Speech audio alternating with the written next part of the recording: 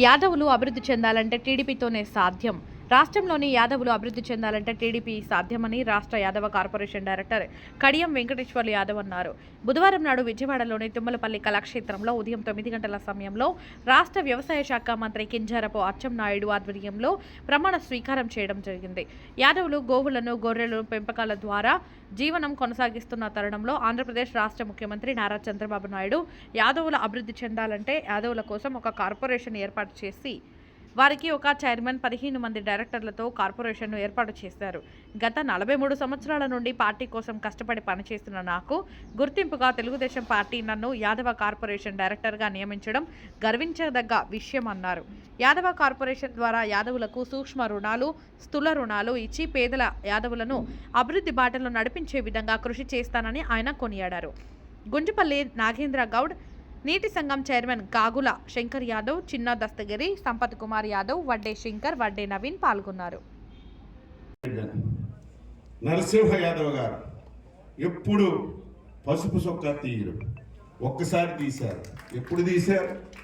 మన నాయకుడికి 54 రోజులు జైల్లో పెడితే పసుపు చొక్కా తీసి నల్ల చొక్కా వేసి నిరసన తెలియజేశాడు. మళ్ళీ అదే నాయకుడి చేత్తో నలుపు చొక్కా తీసి పసుపు చొక్కా వేసినటువంటి నాయకుడు మన నాయకుడు నరసింహ యాదవ్ గారు. చాలామంది ఉన్నాం. ఈరోజు ఎన్డీఏ ఆధ్వర్యంలో చంద్రబాబు నాయుడు గారు ప్రభుత్వాన్ని నడిపిస్తున్నారు. నేను ఒక్కటే ఈ సందర్భంగా తెలియజేస్తున్నాను, అందరం పార్టీ కష్టపడ్డాం. చంద్రబాబు నాయుడు గారు, లోకేష్ మదిలో మనందరికీ స్థానం ఉంది. మనందరం అంటే అభిమానిస్తారు. కానీ పదవులు అనేవి అందరికీ రావు. ఇది గుర్తుపెట్టుకోవాలి. పదవి ఇచ్చినవాడే అభిమానని, పదవి లేనివాడు అభిమానం లేదని ఏ ఒక్కరం కూడా అనుకోకూడదు. పదవులు వస్తాయి. అందులో ఈ సందర్భంలో పదవులు పంచడం అంటే సామాన్య విషయం కాదు. ఎప్పుడు తెలుగుదేశం పార్టీ అధికారంలో ఉంటే ఏకచక్రాధిపత్యంగా చేసేవాళ్ళు. ఈరోజు కూటమి ధర్మాన్ని పాటించాలి. 3 పార్టీలకి ప్రాధాన్యత ఇవ్వాలి. ఈ రాష్ట్రంలో ఉన్నటువంటి అన్ని వర్గాలకి సముచితమైనటువంటి గౌరవం ఇవ్వాలి. ఇటువంటి సందర్భంలో కొంతమందికి పదవులు వస్తాయి, కొంతమందికి పదవులు రాకపోయినా నేను ఈ సందర్భంగా తెలియజేస్తున్నాను, తెలుగుదేశం పార్టీ బలహీన వర్గాల పార్టీ. ఇది గుర్తుపెట్టుకోవాలి. తెలుగుదేశం పార్టీ చంద్రబాబు నాయుడు, లోకేష్ ఆధ్వర్యంలో మనకి రక్షణ కవచంలాగా జీవితం అంతా మనకి రక్షణగా ఉన్నటువంటి పార్టీ. ఈ పార్టీని ఎల్లవేళలా కూడా మన పార్టీని ఎల్లవేళలా మనం రక్షించుకొని ముందుకెళ్ళి పదవి వస్తే గొప్పని, పదవి లేకపోతే బాధపడి ఇబ్బంది పడకుండా అందరం కలిసి చంద్రబాబు నాయుడు గారిని సంపూర్ణంగా సహాయ సహకారాలు అందిస్తూ యువనేత లోకేష్ బాబుని నిరంతరం ప్రోత్సహిస్తూ మనందరం ముందుకెళ్దామని నాకు ఒక సమావేశం ఉంది. చాలాసేపు ఉండాలని, ఇంతమందిని చాలా రోజుల తర్వాత చాలా ఆనందంగా ఉంది. అందుకే మరొకసారి యాదవ చైర్మన్కి, సభ్యులందరికీ తెలియజేస్తూ, ముఖ్యమంత్రి గారు యాదవులంటే ఎప్పుడు తెలుగుదేశం పార్టీ, వారికి న్యాయం చేయాలని నిన్ననే ఒక బ్రహ్మాండమైనటువంటి కార్యక్రమాన్ని ప్రకటించారు.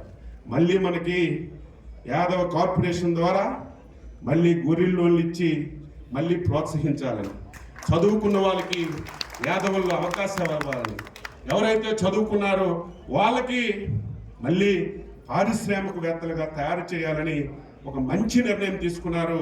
మనందరం కలిసి బీసీ వర్గాల్ని మేలు చేయడానికి అంకిత భావంతో, చిత్తశుద్ధితో పనిచేద్దామని ఈ సందర్భంగా తెలియజేస్తూ, ఈ అవకాశం కల్పించినటువంటి ప్రతి ఒక్కరికి పేరు పేరున అభినందిస్తూ సెలవు తీసుకుంటున్నాం. జై హింద్, జై బీసీ.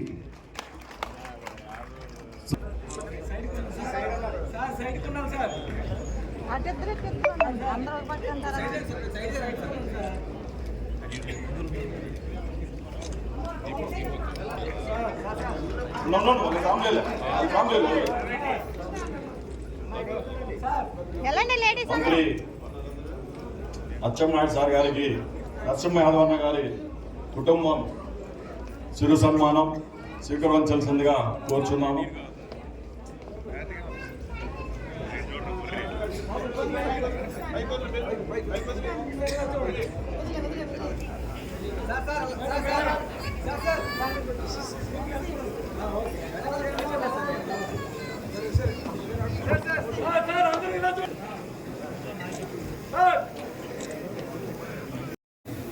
వాళ్ళందరూ నేను ఆంధ్రప్రదేశ్ యాదవ